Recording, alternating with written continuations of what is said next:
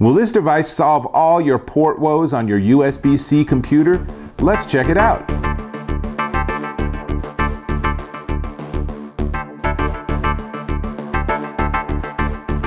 Dave Taylor here again, and this time I'm looking at USB-C hubs. Now, MacBook Pro, Retina screen, touch bar, all that, right? Wonderful device. I really like this computer, but USB-C only. 4 USB ports, 2 on each side, and that's all I got. Fact is, I need to plug in more things than that. Enter the Kingston Nucleum. That's this guy, and it's already plugged into a lot of stuff, so let's just start there. It is a 7-in-1 USB-C hub that gives you 2 USB 3.1 ports, 2 USB-C ports, one of which actually will do pass-through charging, 1 SD card reader, 1 micro SD card reader, and on the very end, an HDMI plug that supports 4K. It's HDMI 1.4. Now, only limitation I think is really important for you to know is that the USB-C charge through is only maximum of 60 watts. You can see that here in this image from the diagnostics on the Mac. I have an 87 watt charger plugged in, but it's giving me 60 watts.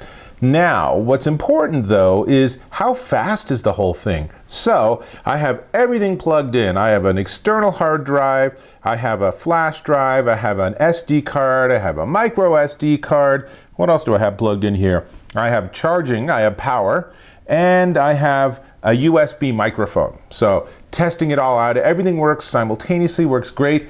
Let's go ahead and do a file copy and see how fast it goes going from the hard disk to the flash drive. So, ready? Let's go ahead and do that. So you can see all 4 devices are neatly lined up on the left side. The SD card, micro SD card, the My Passport Air is the hard drive, and the 8 GB is the flash drive. So let's go ahead. We already have the My Passport open, and I'm going to take here, let's see, this is a 1.7 gigabyte file. Let's just copy it onto the flash drive and see how long it takes. So I have to move the progress bar over.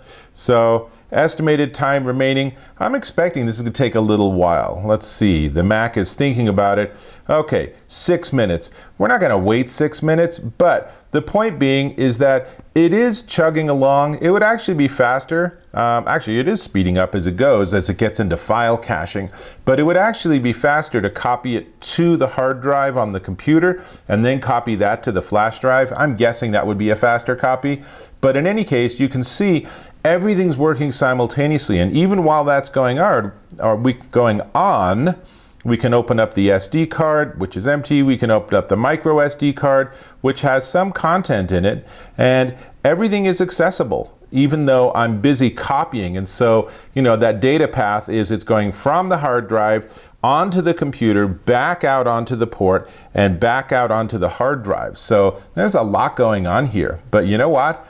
Pretty cool. It's all working. So that's really nice. Let's go ahead, and I'm just going to stop the copy because you don't really need to watch this happen for 4 minutes. And let's go back to me being on camera. Not too bad. You know, maybe that 1.7 gigabyte file was not the best test in the world, but you know what? So it goes. Now, let's unplug it, and no, I didn't unmount anything. So yeah, I know, probably worst case scenario as far as the computer is concerned, but let's just unplug stuff, because why not, right? So here's the device, and it's small. It's really insanely well made. That plug, that's the nicest, strongest, most durable plug I've ever seen for USB-C. Really nice job with that one, Kingston.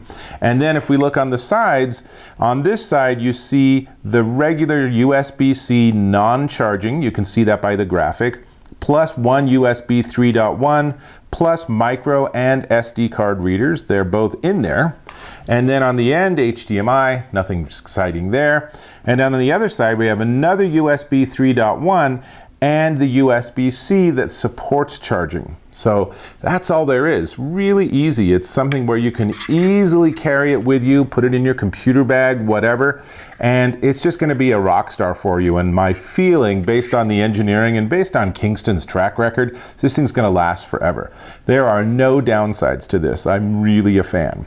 Now, the price, it is not the cheapest one on the market. You can look on Amazon and you can find ones for half the price from unknown Chinese vendors that might or might not work. So my perspective is it's better to spend a little more and get one that you know is going to be really good. Enter the Kingston Nucleum. Now, before I tell you the price, which is all we have left, before I tell you that though, go ahead and click on that subscribe button. And if this video is useful and interesting, give me a thumbs up. I really appreciate that too. Cool. Now, Kingston Nucleum 7-in-1 USB-C hub, $79.99 at Amazon.com. Sounds a little spendy, but honestly, just individual dongle adapters like HDMI, that's like 40 bucks right there. So to get all of these in one unit that's really has a nice feel, it's very well made, it's gonna last forever, that is a win-win. So I tell you, this is definitely something worth checking out, and I'll catch you in my next video.